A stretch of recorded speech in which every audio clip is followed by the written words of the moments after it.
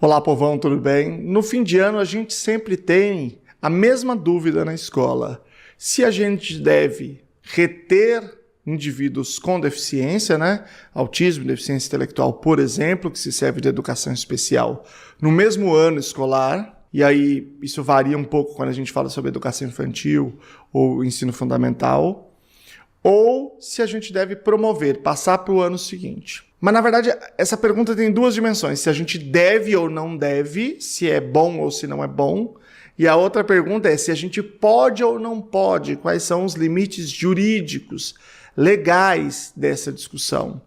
E eu quero fazer este vídeo aqui muito explicativo para vocês. Trazer também os fundamentos jurídicos, os documentos. Eu vou colocar em anexo aqui, mas não adianta você pegar os documentos se você não entender a discussão, né? Eu vou colocar em anexo aqui, lá embaixo vocês podem baixar. São uma série de ofícios do Conselho Nacional de Educação, ofícios consultivos sobre este tema especificamente. Eu vou explicar para você entender qual é o escopo jurídico e técnico em que você deve entender esses documentos, tá? Veja, eu disse jurídico e técnico, porque tem essas duas questões. A primeira questão é o que a gente pode ou não pode fazer. E a outra questão é o que a gente deve ou não deve fazer tecnicamente falando. E essas duas coisas, elas estão relacionadas. Elas têm uma comunicação entre uma e outra. Elas não podem ser pensadas isoladamente. Então eu vou explicar para vocês aqui, trazer os documentos, vou apresentar, vou mostrar para vocês aqui uma série de documentos para vocês entenderem a natureza desse tópico aqui. Fica aqui para a gente conversar.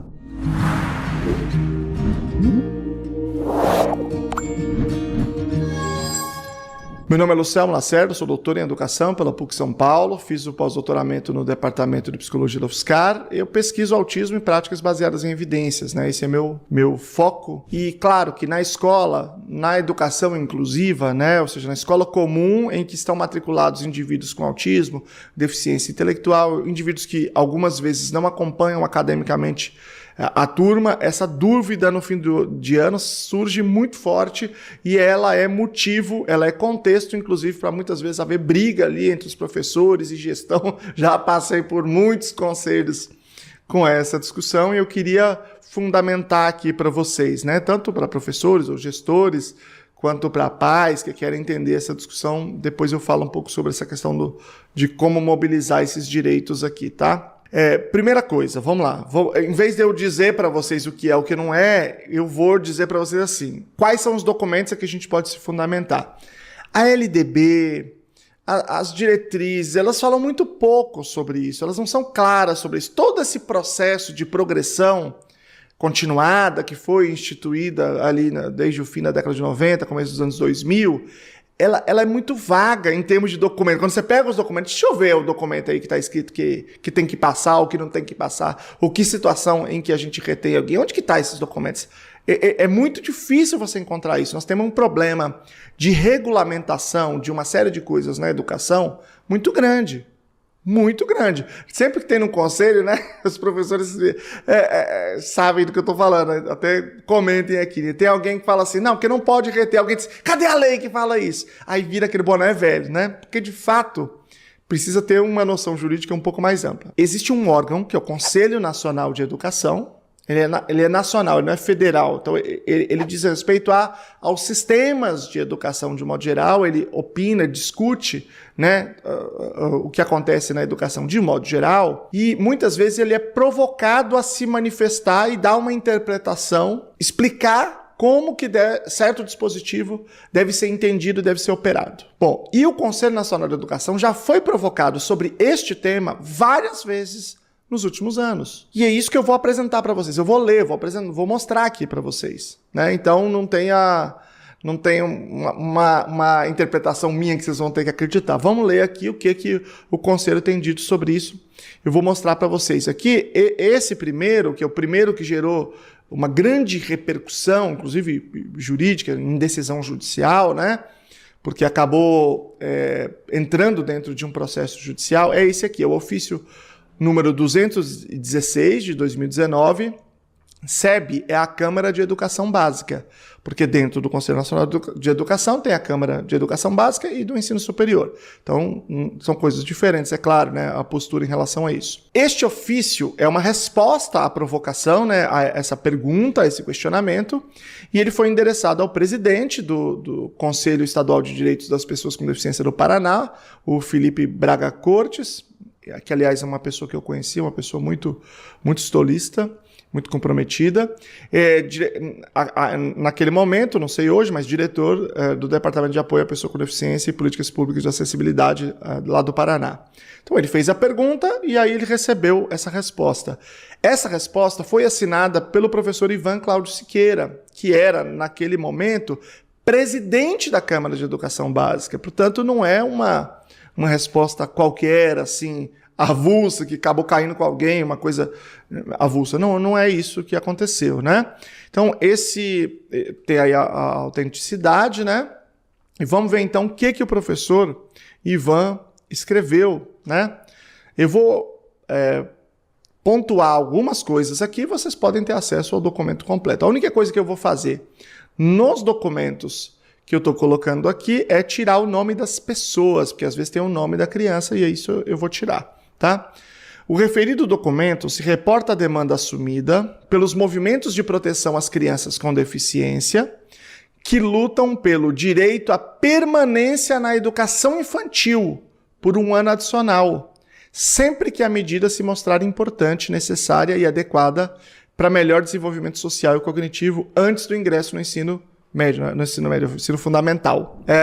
Isso aqui é o seguinte, então vamos lá. Foi o movimento, né, de mães de crianças com síndrome de Down, cuja condição apresenta, de um modo geral, algum tipo de prejuízo cognitivo ou deficiência intelectual, que fez essa demanda. Eles queriam que os filhos ficassem mais tempo, um ano a mais, na educação infantil. Isso foi parar no Judiciário, foi parar também no Conselho Nacional de Educação. Vamos ver aqui, então, eu pontuei algumas partes. Essa discussão tornou-se polêmica em Curitiba, a partir da posição das secretarias estaduais e municipais estabelecerem a obrigatória ascensão de todas as crianças ao ensino fundamental, ao completarem 6 anos, independentemente do nível de desenvolvimento pessoal e cognitivo por elas alcançado. Veja, isso aqui, eles estão olhando para o caso concreto de Curitiba, mas isso aqui é um padrão no Brasil. Praticamente todas as prefeituras, em geral a prefeitura que está nesse nível, né, tem exceções do Estado, mas em geral é prefeitura, praticamente todas fazem essa progressão de maneira automática. Né? Então, fez 6 anos, já passa para o primeiro ano e pronto, acabou, sem discussão do mérito. Tá? Então, se tornou polêmica lá, por quê? Porque houve uma ação judicial, porque houve também uma tentativa na Câmara, houve também essa consulta aí ao Conselho Nacional de Educação. Vamos continuar. Ao discutirmos a regra geral de acesso ao ensino fundamental, quando nos reportamos a crianças neurotípicas que não apresentam déficits significativos nas áreas sensoriais, cognitiva, motora e social, a regra é racional e justa. Para crianças neurotípicas, não há discussão. A regra é racional e justa, gerando política pública na educação infantil. Beleza, isso já tem decisão do STF, já tem manifestação do CNE, tudo certo, ok? Mas vamos continuar. Quando analisamos os casos específicos das crianças com deficiência intelectual, que poderão não atingir aos 6 anos preparo cognitivo e social necessário para cursar o ensino fundamental, fator muitas vezes gerador de fracasso escolar, a regra se afigura como não inclusiva. Progredir automaticamente todo mundo para o próximo ano, simplesmente pela idade, quando diz respeito a crianças neurotípicas, ok, a regra é justa, é política pública. Quando se diz respeito, aí nesse caso eles estão falando especificamente de deficiência intelectual, mas depois outros desses ofícios dizem respeito também a casos de autismo. Quando diz respeito a crianças que são público-alvo da educação especial, então essa regra é não inclusiva. Se a regra não é inclusiva, o que ela passa a ser? Ela passa a ser ilegal, antijurídica. Ela passa a ser uma regra equivocada, vedada. Então isso é importantíssimo. Por que ela passa a ser ilegal? Porque tem 1 milhão de legislação que diz que a educação deve ser inclusiva. Se uma regra é não inclusiva, é anti-inclusiva, ela é ilegal. Vamos continuar, então, nesse nosso parecer, né, nesse nosso ofício.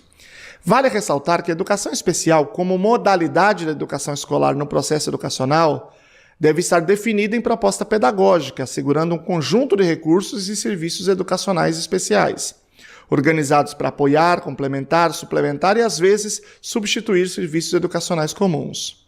Essa modalidade se propõe a garantir a educação escolar e prover o desenvolvimento das potencialidades dos educandos que apresentam necessidades educacionais diferenciadas, em todos os níveis, etapas e modalidades da educação. Então, educação especial vai fazer todas essas coisas em todos os níveis, tá bom?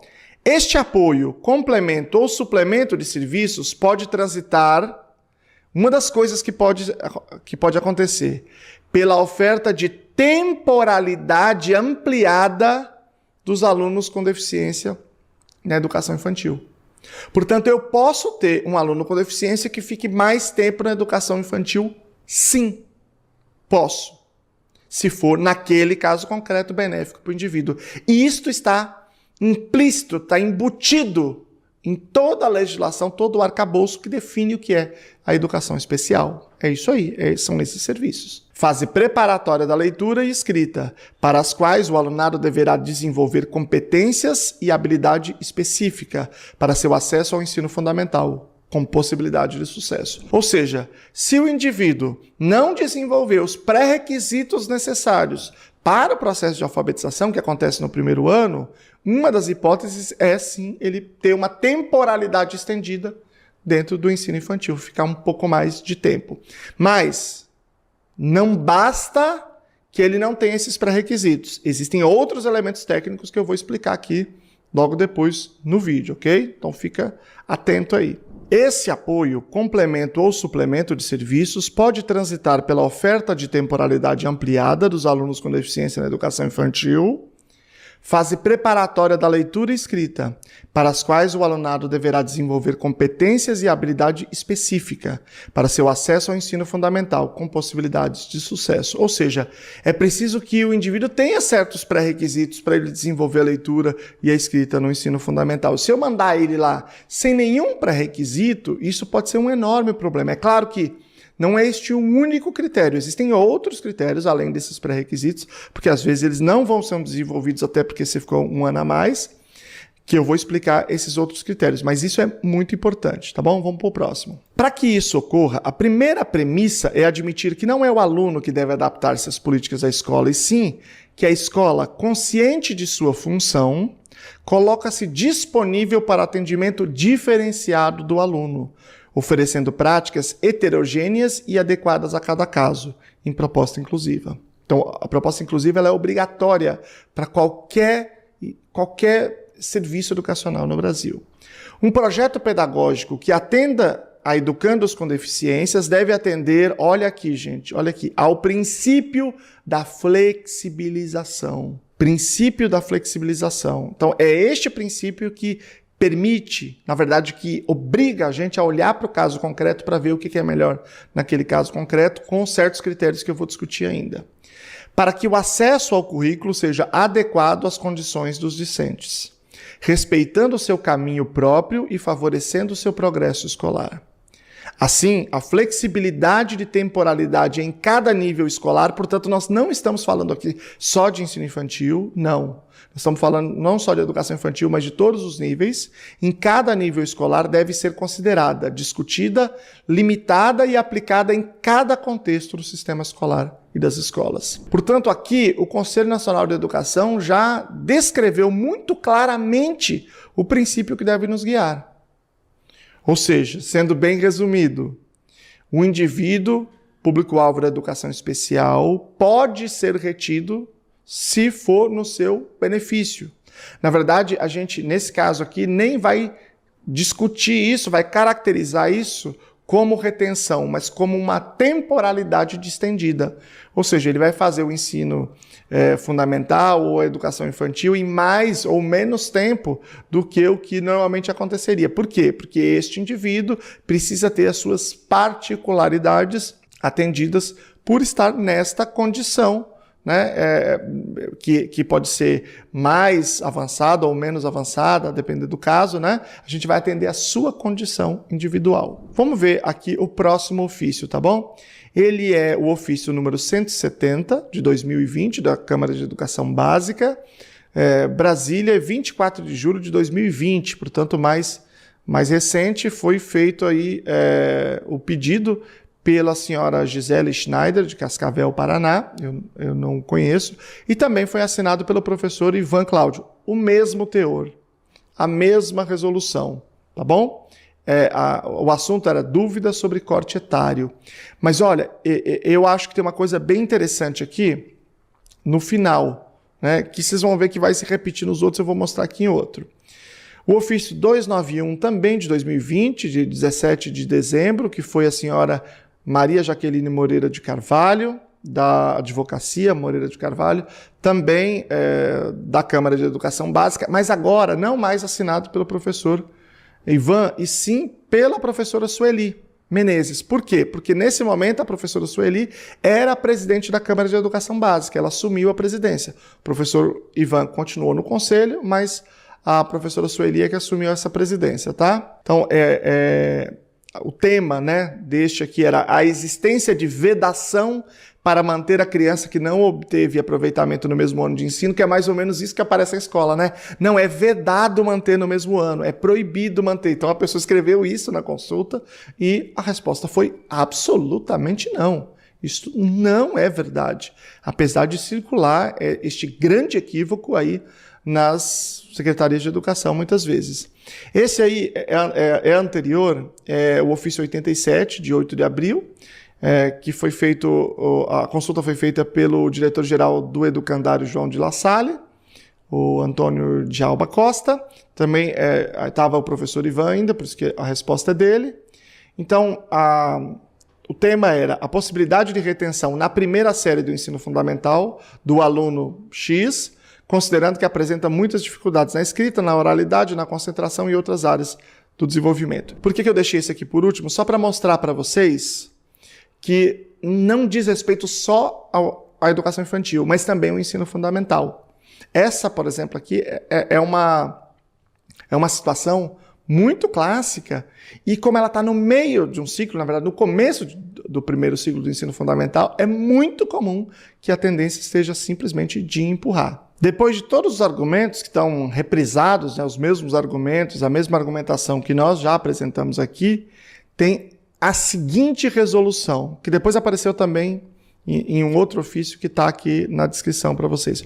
Olha a conclusão, tá bom? Vou ler para vocês. Dessa forma, a retenção do estudante X no primeiro ano do ensino fundamental representa o respeito à sua singularidade e está amparada pela autonomia da escola e do professor na definição da avaliação, progressão ou não do estudante. Portanto, está bastante claro, indubitavelmente claro, pode haver progressão, pode haver retenção, e é preciso uma análise do caso concreto.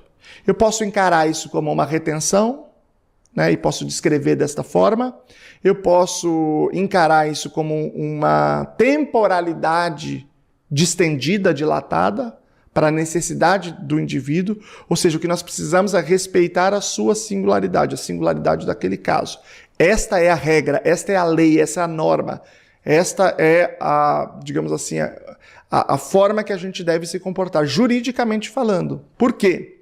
Por conta de um princípio jurídico chamado princípio do melhor interesse da criança e do adolescente. Eu estava falando para alguém esses dias, né, que antes de eu começar nessa história toda de educação especial, eu dava aula de ECA, eu dava aula para cursinho de concurso, esse tipo de coisa. Eu até mostrei um dia um vídeo de um curso que eu tinha feito, que eu tinha gravado, ridículo, sobre isso. E isso aqui é tipo o básico do básico. Quem fez, né, provavelmente fez aí um estudo sobre ECA, deve se lembrar, né, quando for fazer o concurso, deste princípio fundamental. Mas agora eu vou dizer para vocês quais são os 5 pontos que devem ser considerados na hora de determinar se, para aquele indivíduo, o ideal é manter na mesma série ou colocar em outra série, tá? Em outro ano. Eu vou dizer quais são esses 5 pontos. Vamos lá, preparado? Primeiro ponto, eu tenho que avaliar qual é o contexto escolar dele, a escola propriamente dita. Porque, veja, se eu for falar de coisas concretas, uma coisa é eu estar numa certa escola do ensino da educação infantil. Muitas vezes, quando vai para o ensino fundamental, ele vai mudar de escola. Então eu tenho que me perguntar, essa mudança de escola para esse indivíduo concreto é uma coisa boa ou não? Isso é uma coisa positiva, ele está indo para uma outra escola que tem uma estrutura inclusiva bacana, ou não, ou nessa escola, uma escola menor, que tem um cuidado da gestão ali, naquele caso concreto, que é muito bom, que é muito mais próximo, que está mais próximo da comunidade, que tem uma gestão interessante. Então, na realidade, isso faz muita diferença. Eu poderia dizer a mesma coisa sobre o fim dos anos iniciais do ensino fundamental, né? Quando ele passa do 5º para o 6º ano, no fim do ensino fundamental, quando ele passa do 9º para o primeiro ano do ensino médio, primeiro colegial da minha época, né?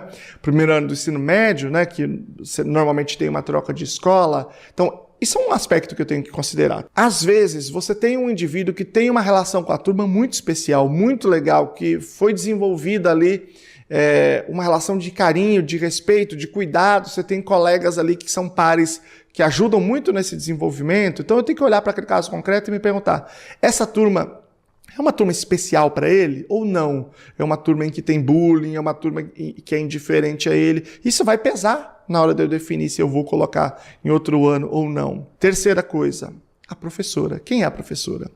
No final de ano, os professores fazem a atribuição. Para quem não é da área da educação, é quando você escolhe, né? O professor escolhe ou o diretor atribui, depende de como é o esquema, depende de qual é o nível e tal. Quem é que vai ficar com aquela sala? Tem professores que são melhores num cenário, inclusive, tem professores que não são tão bons. Às vezes eles são bons para outras coisas. É natural, isso faz parte da diversidade natural de aptidões, né, entre os profissionais. E faz diferença se você tem um professor que tem um olhar, que tem uma prática inclusiva mais afiada, mais apurada. Todo mundo tem que ser inclusivo. Tudo bem, eu sei que todo mundo tem que ser, todo mundo tem que... Mas tem pessoas que são melhores do que outras nisso. Quem trabalha em escola sabe e fala assim, aquele professor, para aquele tipo de aluno, nossa, ele é muito bom. E outros talvez não sejam tão bons. Então, isso a gente tem que considerar. Eu não estou dizendo que a gente tem que considerar o caso concreto. No conselho, os professores sabem quem é quem. Todos os professores sabem no conselho, né? Eles já identificam ali, né? Bom, então isso deve ser pesado. Porque às vezes, por exemplo, a professora que é professora dele esse ano, digamos que seja o primeiro ano, ela acompanha, ela é atribuída ou ela atribui o segundo ano a mesma turma, ela acompanha a turma, primeiro, segundo, terceiro. Então ela faz todo o processo de alfabetização. Às vezes não. Às vezes ela está no primeiro ano, quando chega no segundo ano vai para outra professora e ela continua no primeiro ano. O Brasil é muito amplo, tem muitas coisas diferentes sendo feitas em municípios diferentes. Então eu tenho que avaliar, acompanhar, se ele passar de ano, quem é a professora que vai dar aula para ele? Se ele continuar nesse mesmo ano, quem é a professora que vai dar aula para ele? E aí eu tenho que pesar, né? Isso na hora de definir se uma ou outra coisa é melhor para ele. Quarto aspecto, a idade. Ok, eu posso deixar um ano a mais na educação infantil? Posso. Depois, ele não desenvolveu direito às habilidades de alfabetização, posso deixar um ano a mais no terceiro ano? Digamos que seja adequado, ok. Mas existe uma relação de discrepância idade-série, ou seja, se ele é muito mais velho do que a sua equipe, que vai gerar problema. E aí a gente não pode permitir, aí a gente tem que passar. Mesmo se as outras coisas apontarem para ele ficar em mais um ano. Mas ele não pode estar numa turma muito diferente em termos de idade. Por quê? Por vários motivos. Porque quando você está numa turma com uma idade muito diferente, diminui a probabilidade de imitação, diminui a probabilidade de interação social, porque são fases diferentes. E uma coisa muito importante, o indivíduo pode ser exposto a uma fase desenvolvimental corporal muito diferente que permite certas situações de risco para ele e para outros. Por exemplo, vamos imaginar que você tem um indivíduo de 14 anos, um menino de 14 anos, numa sala cheia de criança com 6, 7 anos. Ele está na puberdade, está bombando, está com o corpo grandão. Ou seja, qualquer toque que ele fizer na outra pessoa, eventualmente, sem ter a clareza, a consciência disso, porque pode ser um indivíduo com uma deficiência intelectual maior, um indivíduo não verbal, com mais dificuldade de compreensão, um toque inapropriado, uma certa situação de natureza sexual, expõe ele a uma situação horrível, porque imagina o que acontece com ele depois de passar por isso, né? Diante de toda a sociedade. E para as outras crianças também, né? Obviamente, também as outras crianças estão sendo expostas. Então, é ruim para todo mundo, para todo mundo. Portanto, o indivíduo tem que estar próximo da sua idade séria, da sua idade. Porque aí você tem outros indivíduos com um corpo semelhante, com igual força, com iguais interesses, né, com muito mais condição de lidar com essa situação. Então a gente não pode deixar muito discrepante. O que é muito discrepante? Não dá para definir de antemão. Por quê? Porque, eventualmente, indivíduos podem ter uma certa idade, mas o seu desenvolvimento ser mais atrasado ou mais rápido. Então, não existe uma relação fixa para dizer assim, por exemplo, 2 anos no máximo, ou 3 anos no máximo, ou 1 ano no máximo. Não dá para definir assim, a gente tem que avaliar no caso concreto. E a quinta coisa, né, o quinto aspecto que a gente vai considerar é o desempenho acadêmico. É o quanto o indivíduo consegue desenvolver as habilidades propostas para aquele ano. Só que isso aqui tem que tomar muito cuidado. Por quê? Vamos imaginar o seguinte. Por exemplo, ele está no 3º ano, ele não está alfabetizado ainda, e aí eu digo assim, vamos manter ele um ano mais no 3º ano? Por quê? Porque no 4º ano, pressuposição é que o indivíduo já está alfabetizado, o indivíduo vai ter um monte de matérias ali que ele não vai conseguir dominar e ele vai ficar para trás. É uma boa pressuposição, é um bom raciocínio, faz sentido, né? Eu sempre brinco que a alfabetização é jogar para cima, quem pegar, pegou, né? Mas se ele estiver muito distante, não adianta deixar ele um ano mais, não vai resolver nada. Não é porque você deixou um indivíduo que não é alfabetizado, completamente não alfabetizado, mais um ano, que ele vai se alfabetizar. Então não vai resolver o problema. Então eu preciso olhar se de fato é viável. Pergunta é, se ele ficar mais um ano, aumenta de maneira significativa a probabilidade dele de fato conseguir desempenhar essas habilidades acadêmicas? Se sim, então a gente vai considerar fortemente. Mas ela não é a única das coisas que a considerar, tem todas essas outras 4 coisas. Portanto, são esses 5 itens. Agora veja, se eu olhei para esses 5 itens e a análise global é que é melhor para ele ficar mais um ano, então isso quer dizer que o melhor interesse daquela criança ou aquele adolescente é ficar mais um ano. Então, veja como se alinha a questão jurídica e técnica. A questão técnica é que vai me dizer, né, todos esses 5 pontos é que vão me dizer se para ele é benéfico ficar mais um ano. Se for benéfico, então não é só possível que nós o retenhamos, é nossa obrigação. Se não for benéfico para ele ficar no mesmo ano, se o benéfico para ele for passar para o próximo ano, não é só uma possibilidade para nós colocar ele no próximo ano. É um dever. Porque o nosso dever é para com o melhor interesse da criança e do adolescente. Bom, é isso que eu queria falar com vocês. Vou colocar aqui tudo na descrição para vocês baixarem. Espero que vocês compartilhem esse vídeo. Põe todo o sistema de educação, grupos de profissionais.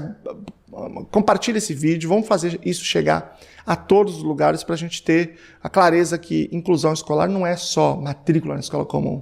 A inclusão exige muito mais de nós, tá bom? Um grande abraço, gente. Até a próxima. Tchau para vocês.